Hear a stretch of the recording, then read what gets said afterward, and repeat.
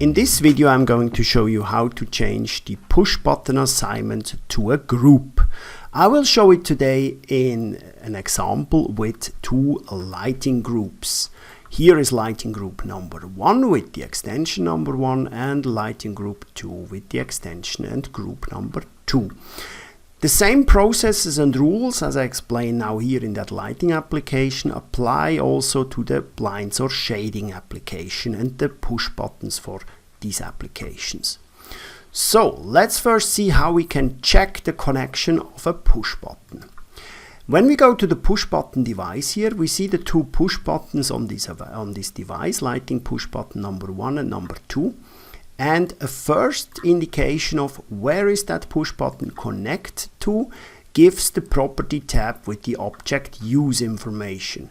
The push button number 1, as you can see here, is used in the lighting application number 1. So that's connected to the light group number 1. The push button number 2 here is connected to the lighting group number 2. So this is a first indication where the push button is connected to. When we check now here the light application, then we see also here that we have the local manual operation application function within. And when we open that one, we see a collection view object for the push buttons.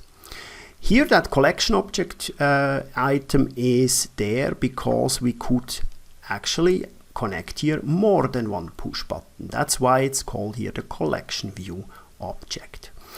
As we can see here, the lighting push button number 1 is connected to the lighting group number 1. So this is also a way how to check the connection between a push button and an application function. The same applies here for the lighting group number 2.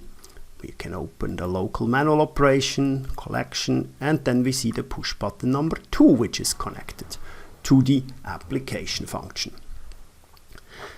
This is how we can check and see the connection of the push button. Now I will show you how you can assign push button to an application function. And for this we will focus here first on the lighting application number 1. Currently, we have connected the push button number 1 to that application function and to that light group.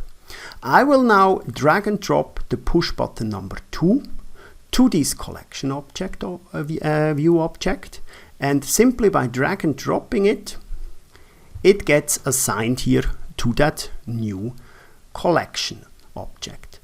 So now with that drag and drop mechanism, I have connected push button number 2 now to the lighting group number 1. So that means both of these push buttons are now controlling the lighting group number 1. Remember here, the lighting group number 2 is still also controlled by push button number 2. If I now want to remove that one, per example, I can simply go to the push button in the application function and say remove.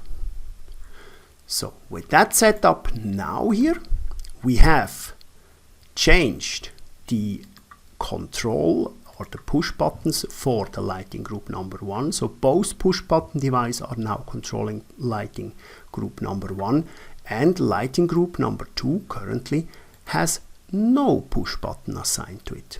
We see that also when we open here the push button devices and we check again the property of the object views. We see here this one is connected to lighting group number 1 and this one here is also connected to lighting group number 1. So this is how we can check the connection of a push button for lighting and blinds application, and simply by drag and dropping these push button items to the corresponding application function, we can connect these two items together. And when we want to remove it, we simply press here the context menu on the push button in the collection object of the application function and remove it. That's how we can manage and change the push button devices and the push buttons in the different lighting or blinds group.